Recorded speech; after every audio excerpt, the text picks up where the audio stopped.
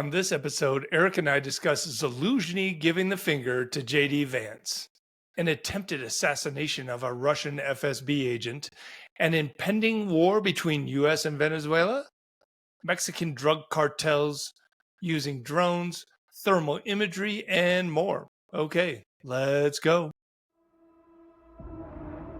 Conflict, politics, military-industrial complex, technology, war.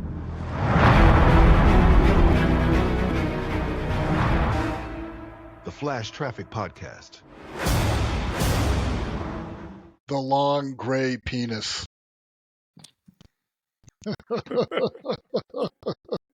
I'm just going to leave that in. I'm not even going to edit that out. That should be the name of the podcast. Long gray penis? Why gray, though? That would imply like a dead body or something. That's gross. Well, the long gray line. Come on, work with me, bro. Okay. Okay. Well, I don't want to stymie your creative process. Thank you. So we'll just flow with that. Let's start with Zelensky and Zaluzhny. Valery Zaluzhny. According to the Kyiv Independent, Valery Zaluzhny, who is the Ukrainian ambassador to the United Kingdom, he says that J.D. Vance called him a couple of days after the February 28th clash at the Oval Office with Zelensky and J.D. Vance and Trump, and not wearing a suit and not having any cards.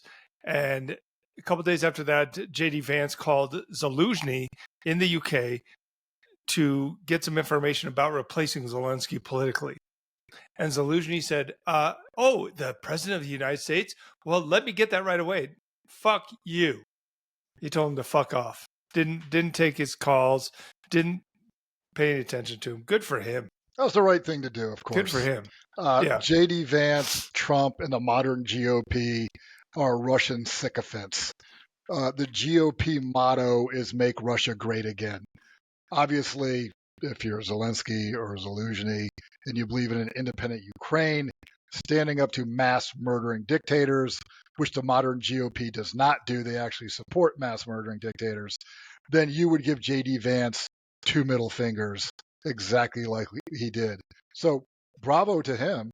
Good for him. And an intelligent decision by at least one person who has to nutsack to stand up to Russia, Putin, and their invasion, because Trump and J.D. Vance do not have that gravitas to be a strong, effective leader.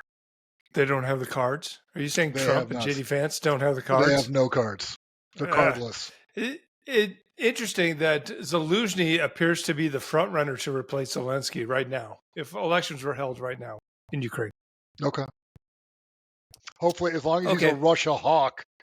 Okay, let's see.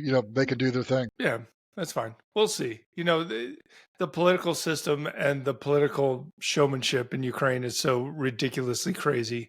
It could literally be anybody in Ukraine. Could much be the different next president from the U.S. of Ukraine. Yeah, right. About the same. It's all ridiculous political bullshit. Yeah.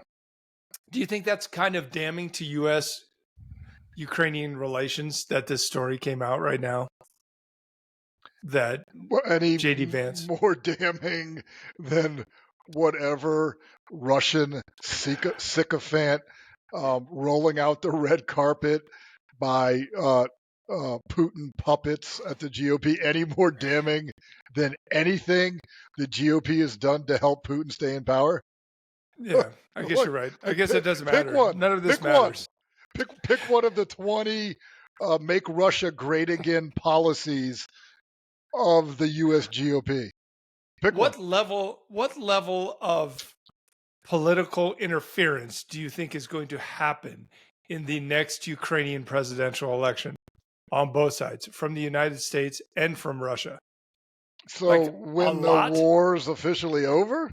Sure. Because they're not having elections of wartime before that. Yeah, well, right. I mean, that's right. That's a political topic.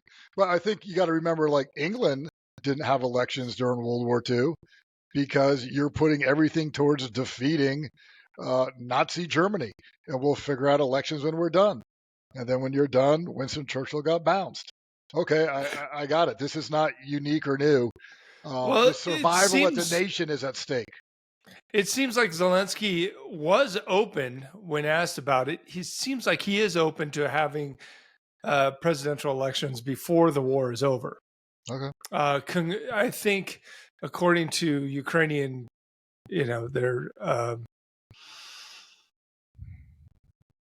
constitution, they're not allowed to have elections during martial law. And again, their opponents of having an election during the war often cite the practical difficulties of having an election when Sure. a large portion of your country is under occupation. How do those people get a proper representation in the election? Like the DNR and the LNR? Right. That's Can they bullshit. do mail-in voting? Well, according to Trump, if you have mail-in voting, that is completely invalid election.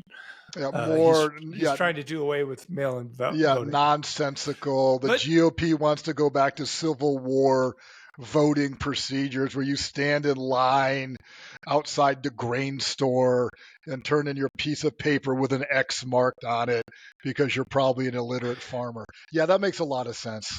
It does. It does. Good for them. Tremendous sense. I think, yeah, a lot of sense. But let's go back to that argument that it's practically it's impractical to have an election when a portion of your country is under occupation. Sure, it's impossible.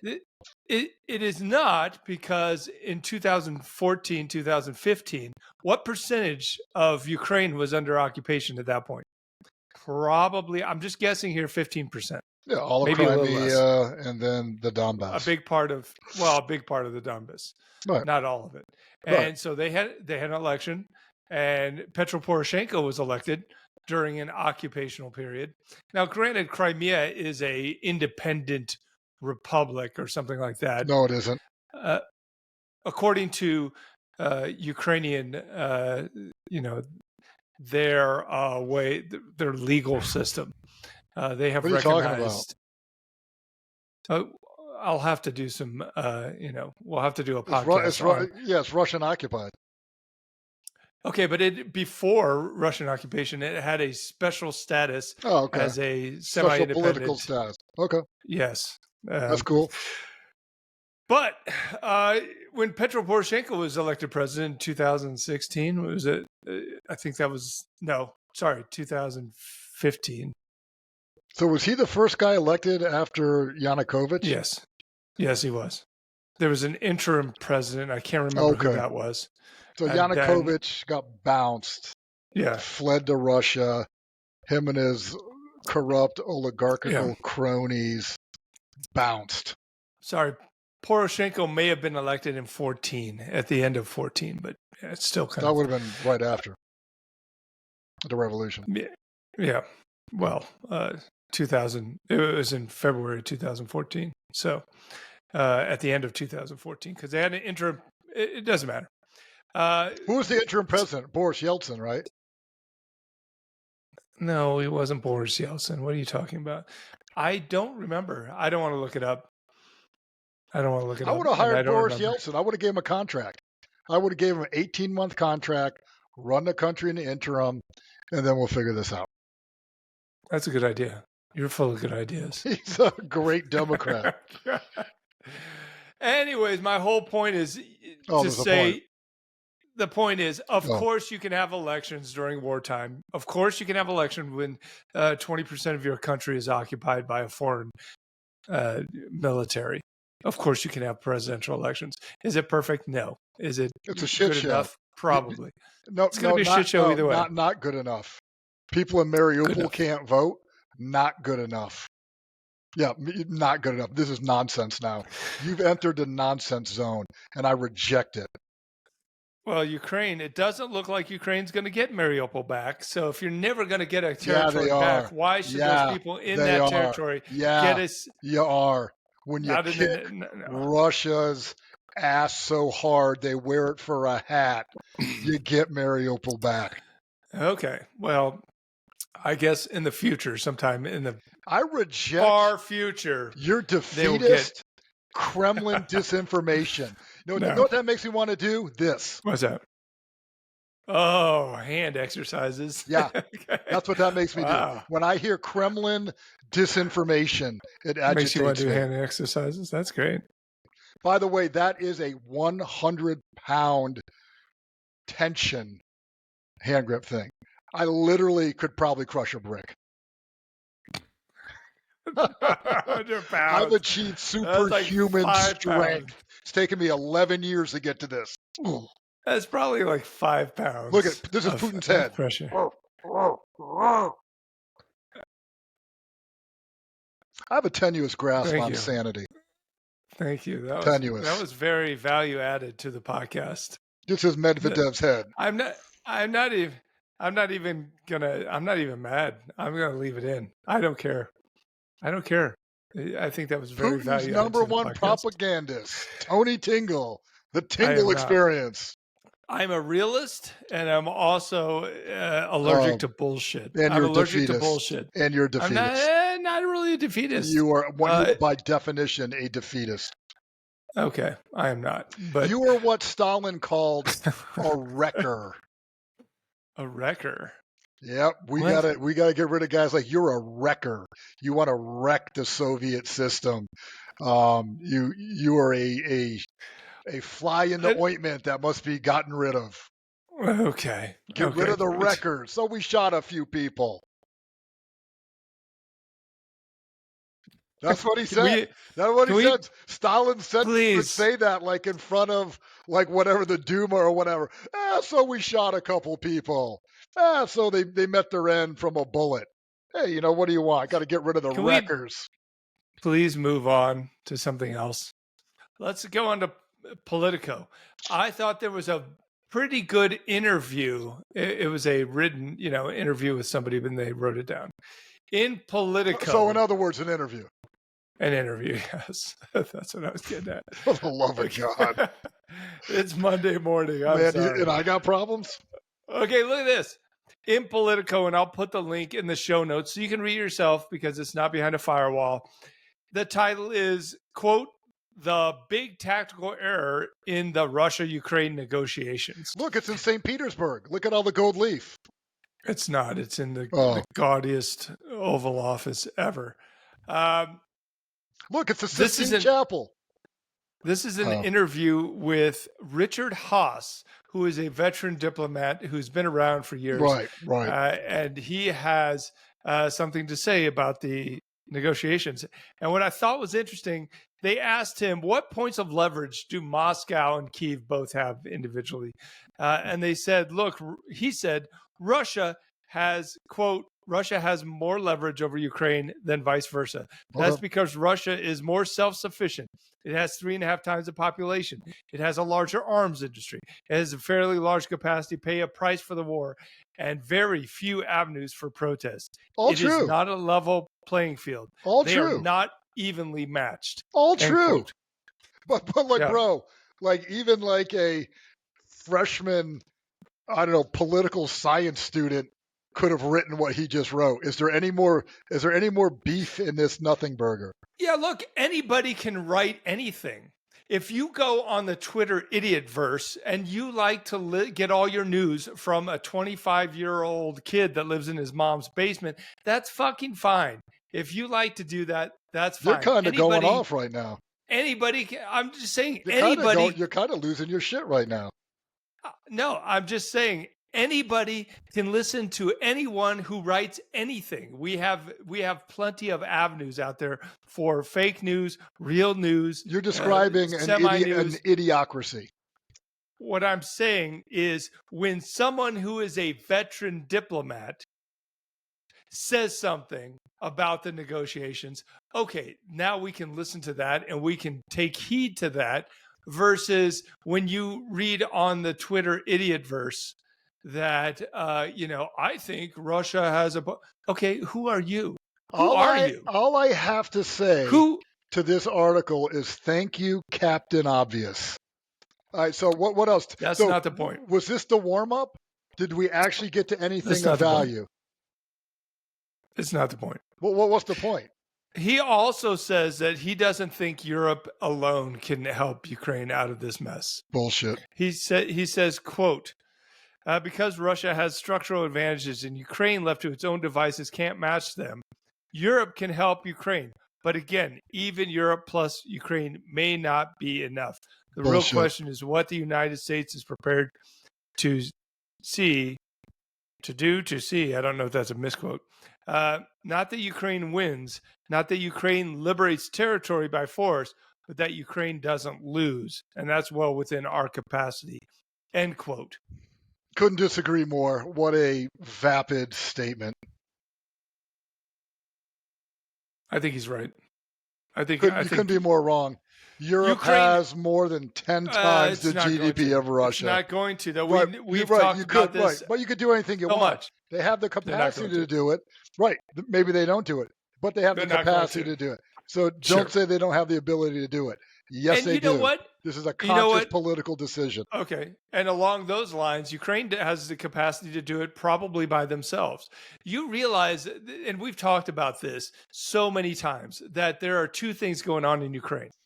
And unlike the 22-year-old Twitter idiot universe poster that, tweets about Ukraine and has never been there. You're talking about shit posting. No, not shit posting. I'm talking about just posting as if they're experts. There's two things going on in Ukraine. There's Ukraine at war and Ukraine at dinner. And Ukraine is not a fully mobilized society. They are not on a 100% war footing where, like Russia. World War. Neither's Russia. Okay, that's true. You got Moscow and St. Petersburg pussies hanging out in cafes, cruising their Telegram account, and they're not signing up. Yeah. What I'm saying is Ukraine could do a lot more just for themselves, and they don't. And Europe could do a lot more for Ukraine, and they don't, and they won't. They're self-interested. Yeah. As I look into all these weapons deals, I see so many countries like arming themselves up, but doing very little for Ukraine because you still don't get it. You defeat Russia in the field now. You don't have to worry about it for 20 years. You circling the wagons in your tiny little Western European country and not putting into the pot in Ukraine is nonsensical and strategic stupidity. Yeah, I said it. I went there. Yep. Well, that's what they've elected just happened. to do. That's what they've elected to do. And I agree. I can't disagree with you. It's disappointing, and I cannot disagree with you. Yeah. Well, talking about Ukraine not doing enough, let's switch to this article about just digging out spies, moles inside the Ukraine. This is a complicated Ukrainian subject. army. This is complex. It's very hard. This is tough. Let's go. Here's a recent news story. It is from Intent Press. I guess that's a European publication. Anyways, the title is "The SBU exposes Russian undercover agent in Marine Brigade." It doesn't say which brigade. I hope it's not the 38th Brigade. Probably is. Marine Brigade that I was with this summer in June. It is. Oh, guess what? Twitter universe. I've actually been to Ukraine many times. So I'm sorry to disappoint you by not knowing anything about Ukraine. Lose the attitude, bro. No. Lose the fucking attitude. I'm on the warpath against the Twitter idiot universe. Good God. Okay. So this guy was apparently a drone pilot, and he was giving away locations. He was trying to smuggle people out of Mykolaiv into the occupied zone. Just a bad kid. South Central Ukraine? It's on the coast. Mykolaiv is on the coast. It's between Odessa and Kherson. It is the next big city directly west of Kherson. So the big cities in the south are basically Odessa, Mykolaiv, and then Kherson. Bro, go ahead and say Kherson. Go ahead. Kherson. I don't need Kherson. like Kherson. Like the Kherson. journalists saying Kherson. like Nicaragua. Yeah, bro, it's Nicaragua. I got it. You don't need to fucking say it like your native speaker. You don't need to say Kherson. Dude, just say Kherson. We Kherson, fucking Kherson, got it. We know what you Kherson, mean. Kherson. No, I will say it like that Oh because boy. why would I say it wrong? Why are Why would you say it Ukrainians wrong? slapping us today, bro? I don't know. Okay. Why would you say it wrong if you knew how to say it? Nicaragua. Kherson, Kherson. Well, why would you say Kiev? It's I mean, Kiev. like, well, it's actually Kyiv. There's two Really, e's in bro? the middle. You want to go there? Yeah. Well, I Have you mean, been if there? you Have you? You've never even been there. Who are you to tell me how to okay, say it? I'm just saying you don't want to say Kiev, right? That's the Russian way of saying that Correct. city, and you look like an asshole if you say that. Which a lot of Yeah, true politicians that. still say it like that because True that. they True don't that. study anything. They don't read newspapers.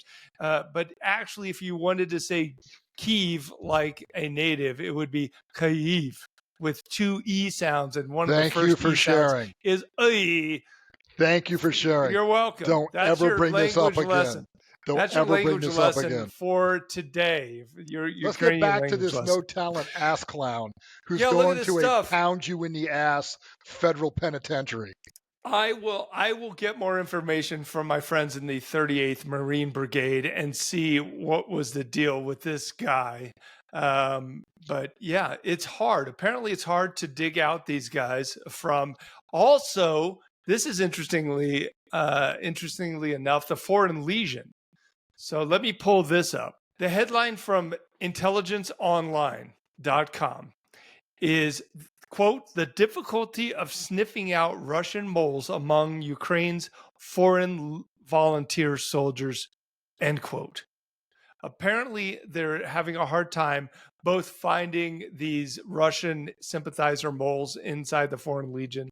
And also, there was an article that there are a lot of Colombian and Mexican cartel guys trying to volunteer. I don't know why.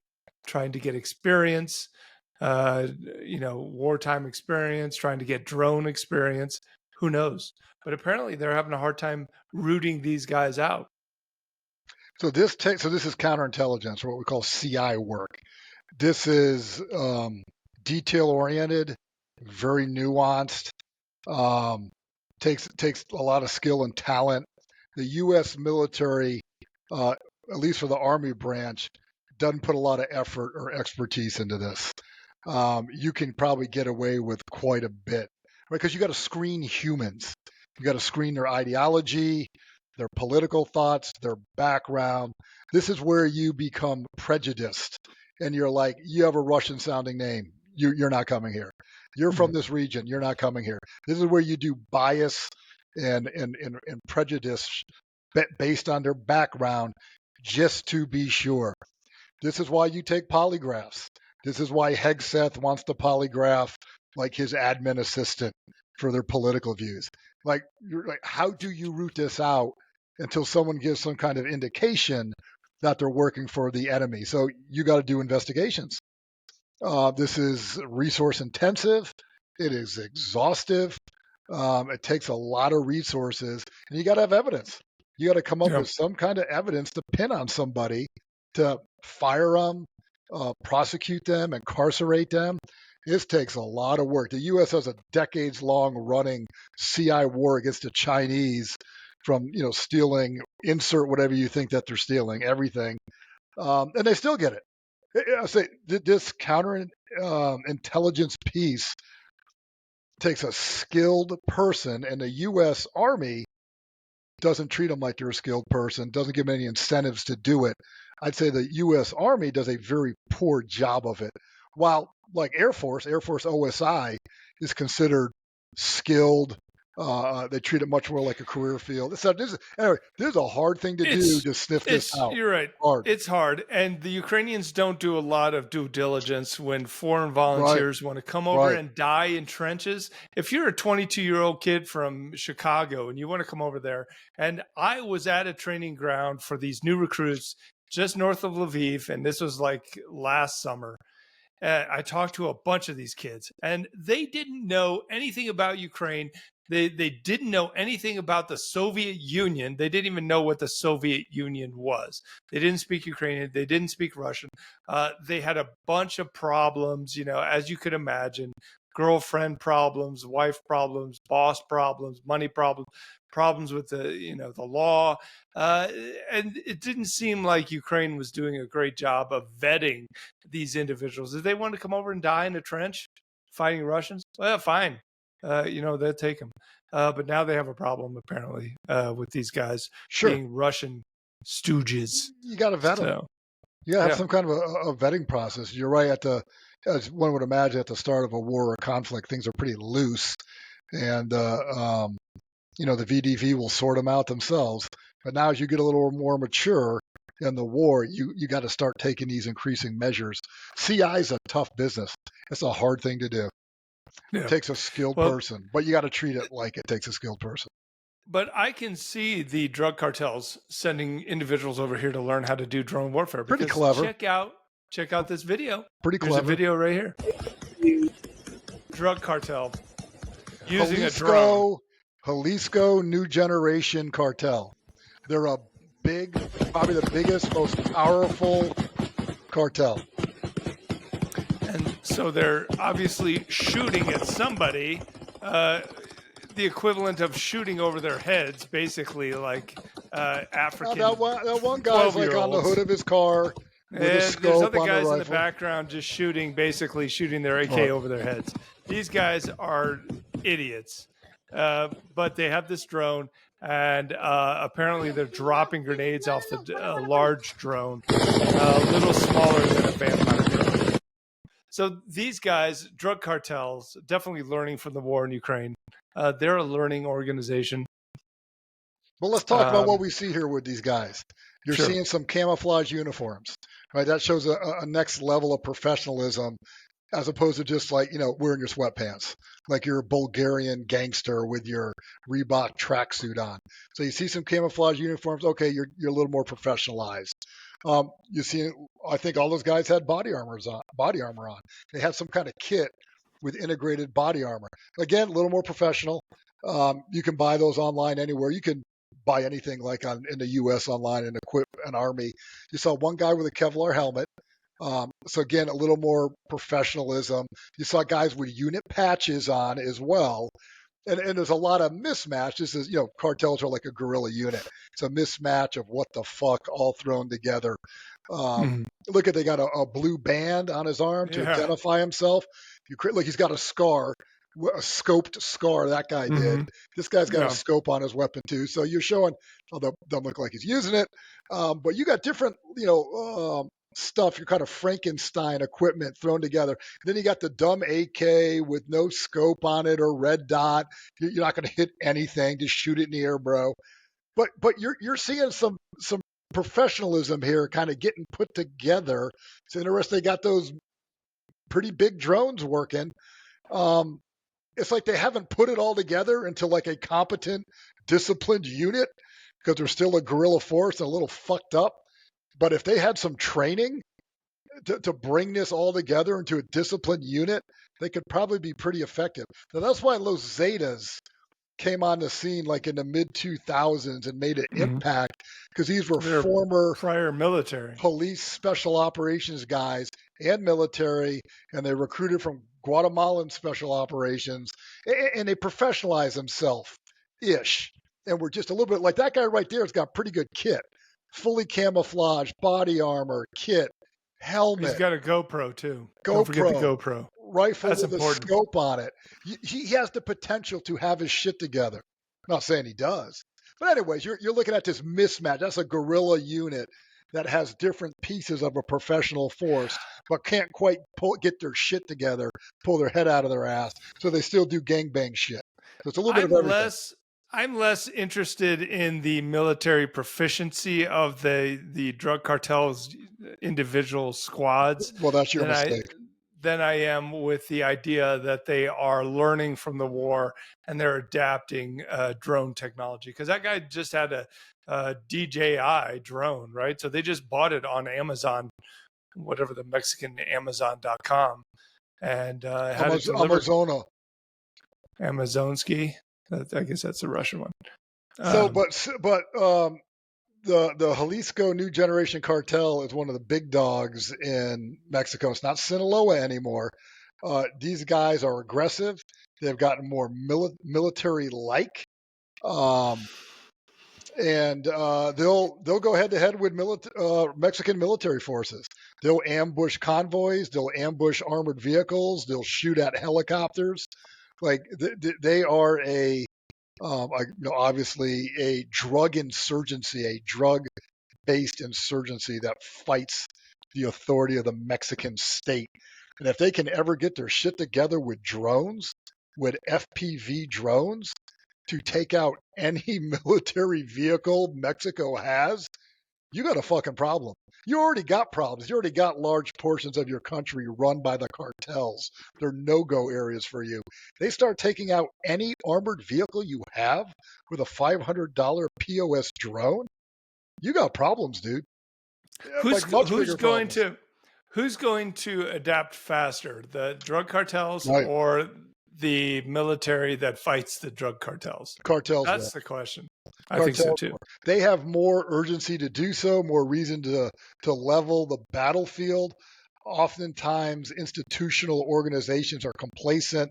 They don't feel the need to adapt or evolve until they lose badly.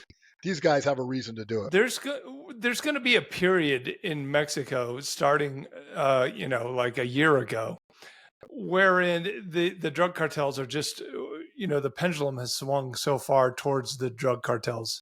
I think we're going to start realizing that pretty soon, that the drug cartels are just going to be way overpowered compared to the authorities in Mexico. And how well do you train your guys? How well does Mexico train its law enforcement, train its military?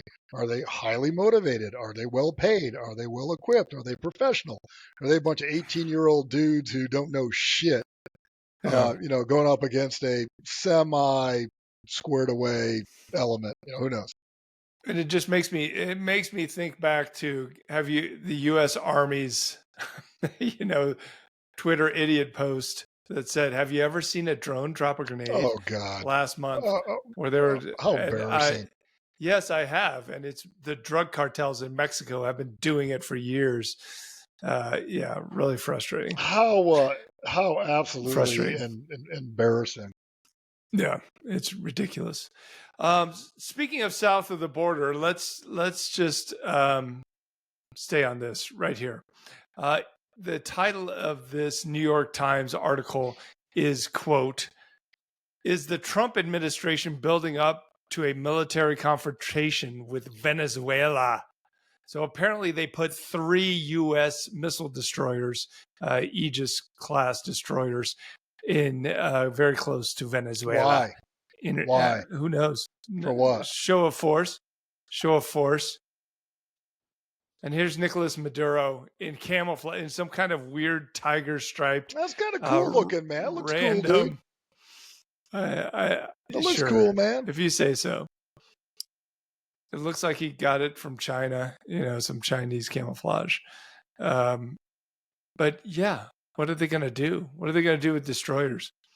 If there was a bunch of landing craft, then I would say, oh, we're going to have an amphibious assault of Venezuela. Okay. Apparently Maduro has mobilized the entire reserve military, which includes like 2 million volunteers or something ridiculous like that.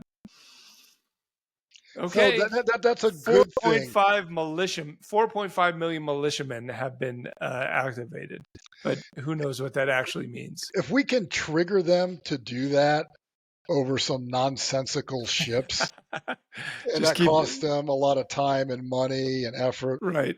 Go waste your time. Keep wearing them down. Keep wearing Venezuela down. Waste your time. Also, they did mention that attempted coup attempt or kidnapping of Maduro by a former USSF guy. Remember, we talked about that briefly. That dipshit. Is he in jail? I don't know. I don't know what became of him. But we talked about that when we talked about right. Gozin. When we talked about Gozin getting disappeared from Japan. So, Okay, let's talk. You want to talk about that attempted assassination in Moscow? Can you narrow it down, please? The FSB officer. Oh, Let okay. me find the. Can Let you me narrow find it down, the. please?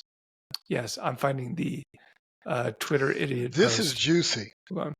This is very interesting. Here's the title from the Twitter idiot universe: Intrigue in Russia. Explosion blew off senior FSB officer Alesky Titov's hands at the Children's World Toy Store, which is apparently right next to the FSB headquarters. So many questions. So many questions. So the I guess we can watch the video. I don't know how value added that's going to be, but apparently this senior FSB agent was in a toy store, and there was a large explosion that relieved him of his hands, and the Russians are blaming it on a That's the helium FSB tank building, right? explosion. I don't know. I didn't see it, I think and I that's. I don't think know that's exactly their. where the I think that's. FSB. I think that's it. Looks Yeah. like it. So, okay, probably more questions here than answers. If it was a Ukrainian attempted assassination, I'm going to go with do that. you? It seems plausible, but do you think they would have tried to kill this guy with an explosion or an explosive device in a children's toy store? 100%. You think they would? 100%. It's a bad look. It's a bad look for Ukraine. It doesn't Okay, follow their style. Is it a bad look for Russia dropping bombs on children's hospitals in Ukraine? But Who it's else not was Ukraine injured? style. Who else didn't was say. injured? Didn't say. Don't know. So if it's just him, did they have eyes on? So we don't even know how this happened. Was he Right. carrying something? Was it actually something in the store? Was there something left next to him? Was there something Who knows? given to him? Like, we don't know. I'd be curious to see, was anyone else injured? They're not bringing it up. How come it's not 25 other people wounded? They just mentioned this dude. Or Yeah. was it really just this dude? And if his hands were just blown off, couldn't have been that big an explosion. Couldn't have been that big of a device.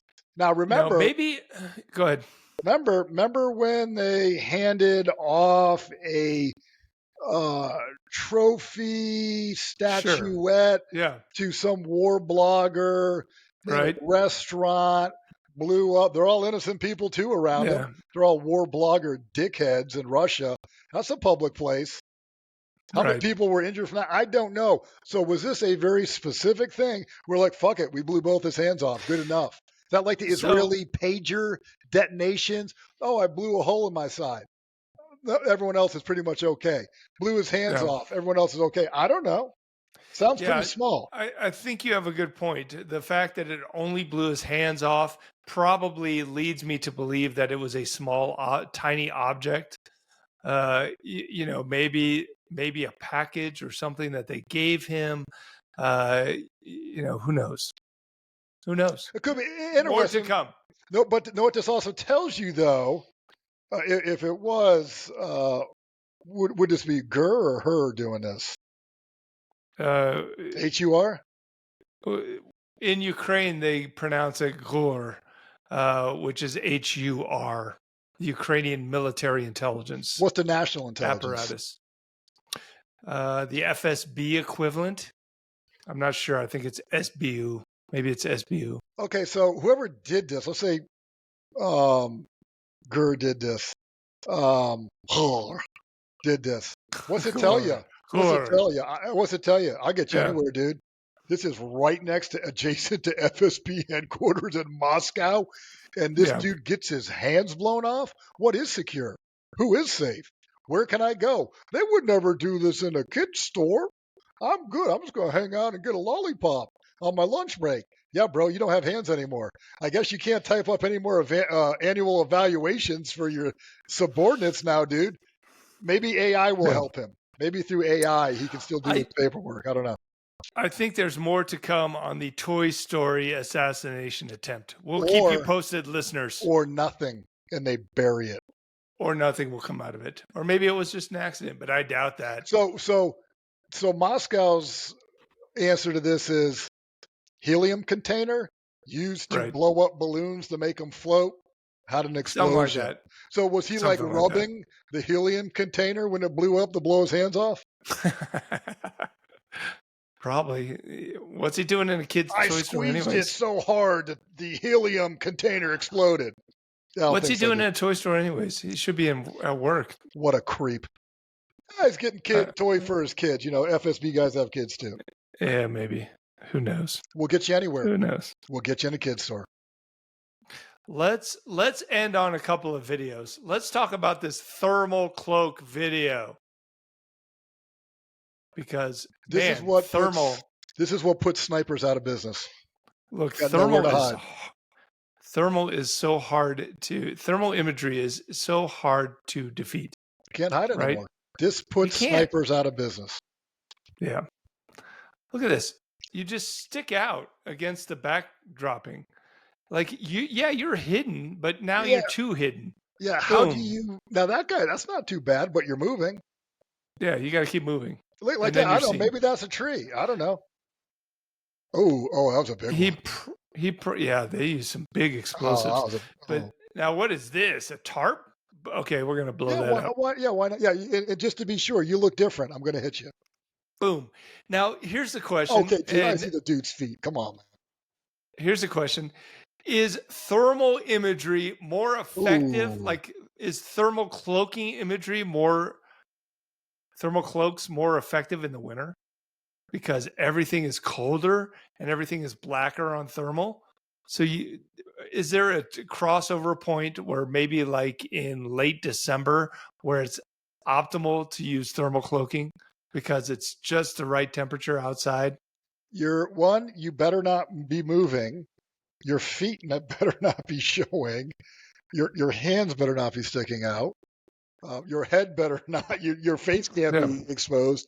I mean, if someone's within 100 meters of you with a thermal camera looking from the top down, I guess you would have to match your surrounding temperature perfectly, be completely covered, and not moving.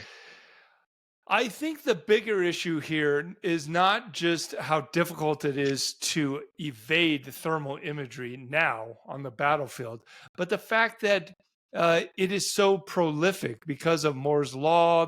The price of thermal imagery has dropped to where you can apply it to a $2,000 drone. And now everybody has high resolution thermal imagery that was once just the domain of very sophisticated militaries. Same with thermal sniper scopes on rifles. They are prolific. You get them $700-800, pretty decent. Go out a couple hundred yards.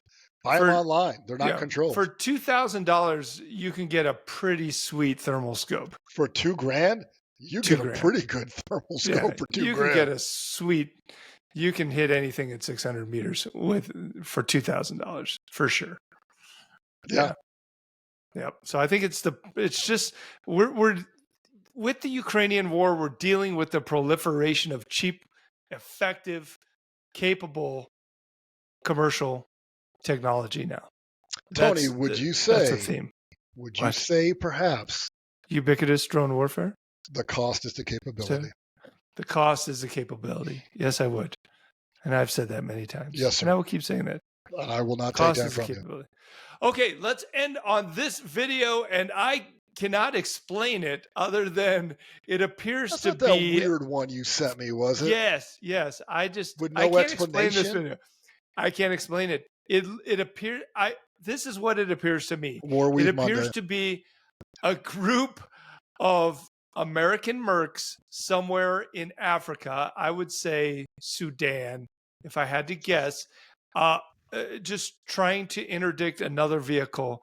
There's so many questions, more questions than answers. In military parlance, we call this a drive-by.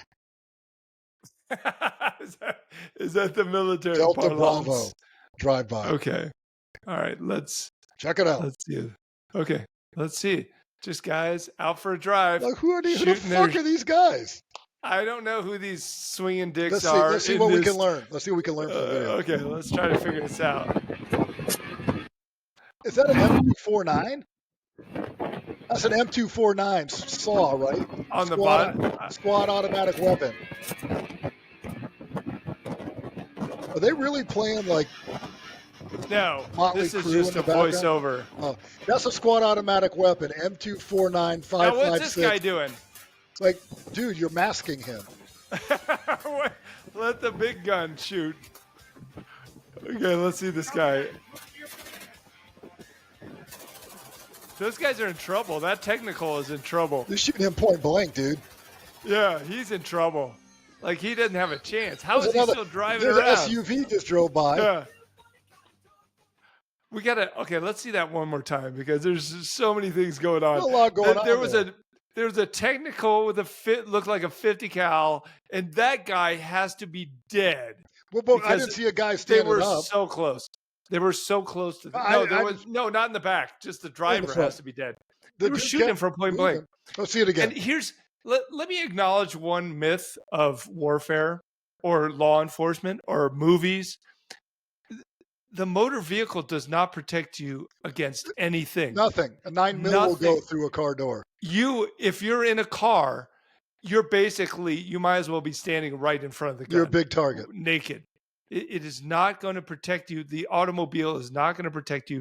The 9 mil will go through a windshield, may get deflected a little bit.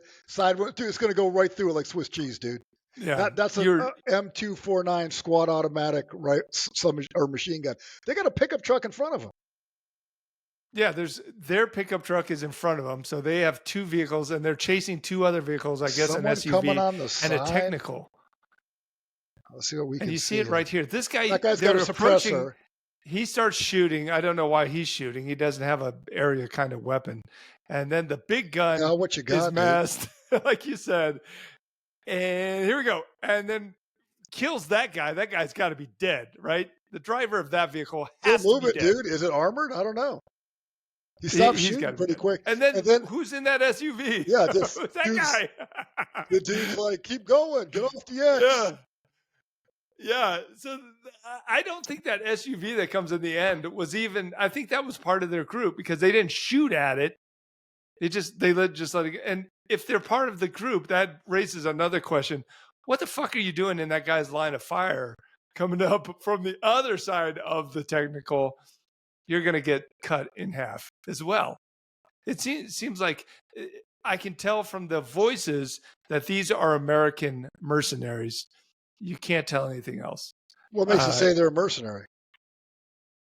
You think they're just guys down in Africa somewhere just shooting people up? Could they be private security? Like a Blackwater type of thing. Okay. And this is a game isn't preserver. that mercenary? Don't we call them mercenaries, though? You're a security guard.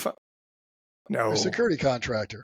Okay, fine line. For me, mercenary means you've been hired to fight for another government's military.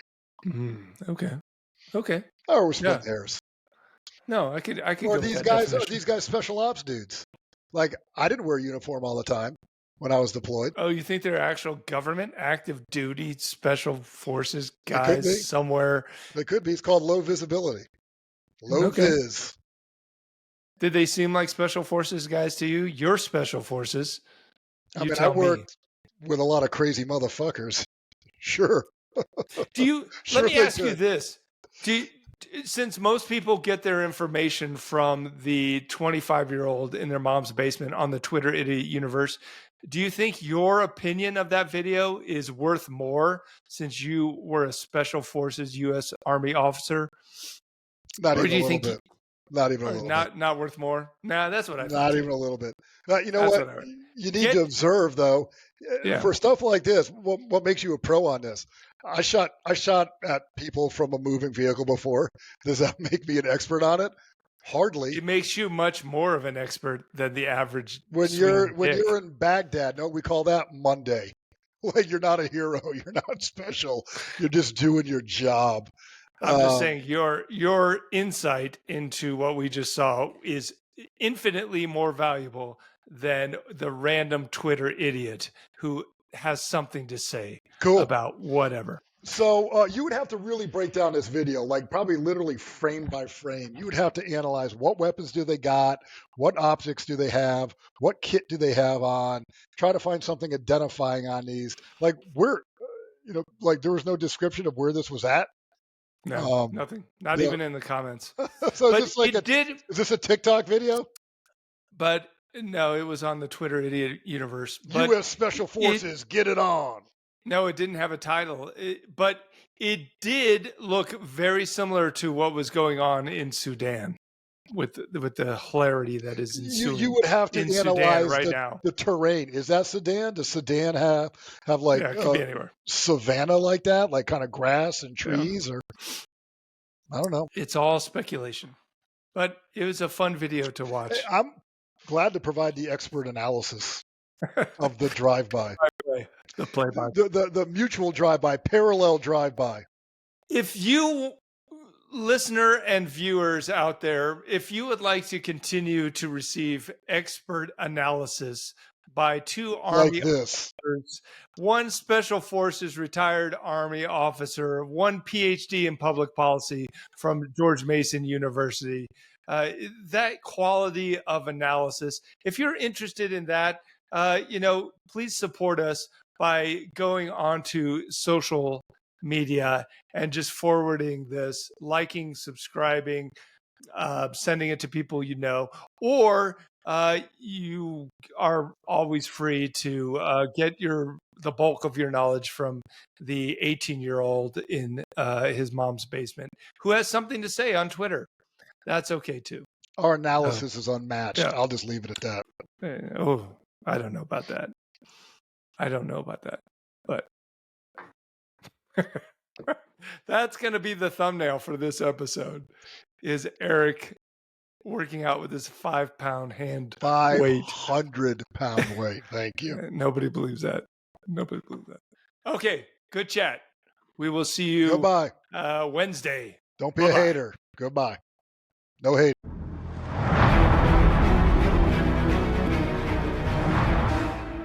The Flash Traffic Podcast.